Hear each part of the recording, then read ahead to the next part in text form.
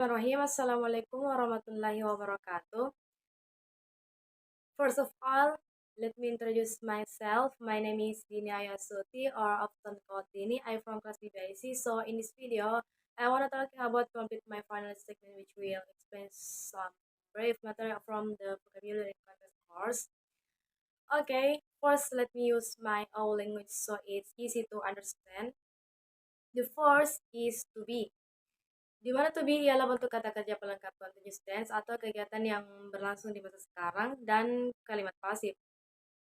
To be ini memiliki komponen yang terdiri dari am, is, are, was, and were.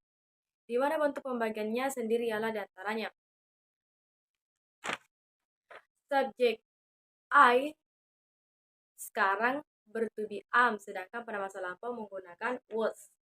Subjek you, they, and we jika berlaku sekarang maka menggunakan to be are, sedangkan ketika lampau menggunakan were. Yang ketiga, she, he, and it. Sekarang menggunakan is dan lampaunya memakai to be was. The second is to be, to do. So, to do ini adalah yang digunakan untuk menjelaskan tiga hal yang yaitu penekanan, kalimat pertanyaan, dan kalimat negatif. Dan komponennya terdiri dari do, does, and did. Kemudian bentuk pembagiannya ada subjek I, you, they, we. Saat sekarang atau berlaku sekarang menggunakan do, she, he, it menggunakan does. Namun ketika membahas masa lampau menggunakan did, berlaku untuk semua subjeknya. The last is to have. To have digunakan untuk membuat perfect tense atau dengan kata lain juga digunakan untuk menyatakan kalimat yang sudah terjadi dan masih berlangsung sampai sekarang. Komponen-komponennya terdiri dari apa saja? Ya, ada have, has, and had. Dan bentuk pembagiannya ialah hampir sama seperti to do pada umumnya, namun yang membedakan pada subjek I, you, they, we bukan lagi menggunakan do atau does, melainkan memakai have. Sebaliknya, dari she, he, dan it menggunakan has, dan untuk masa lampaunya menggunakan have, berlaku untuk semua subjek. Selanjutnya, penempatan to be, to do, maupun to have di mana saja. Nah, jadi yang pertama, to be. To be bisa digunakan pada kata sifat, kata benda, kata keterangan, kata kerja bentuk pertama, atau verb ing, serta kata kerja bentuk ketiga. Kedua ada to do, yang digunakan pada kata kerja bentuk pertama dan yang ditambahkan s atau es dan kata kerja bentuk kedua atau verb to. Dan yang terakhir penempatan to have pada kata kerja bentuk ketiga atau verb 3 dan sedikit tambahan jika kata have plus verb 3 itu diartikan telah, sedangkan ketika have bertemu to maka dapat diartikan sebagai kata harus.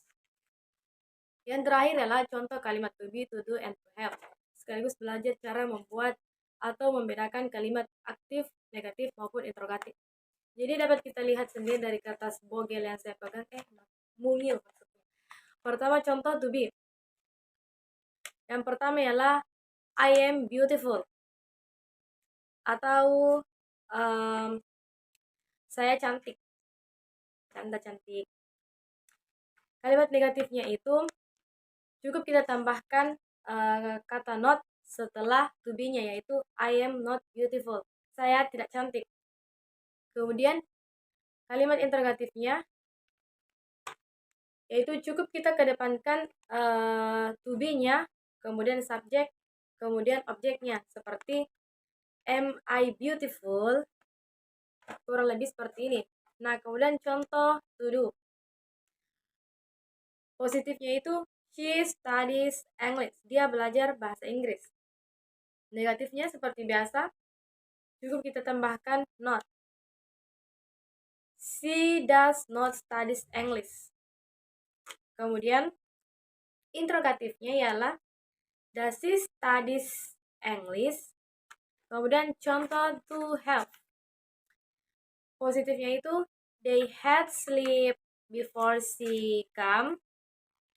Nah, artinya itu mereka telah tidur sebelum dia datang. Bagaimana dengan kalimat negatifnya?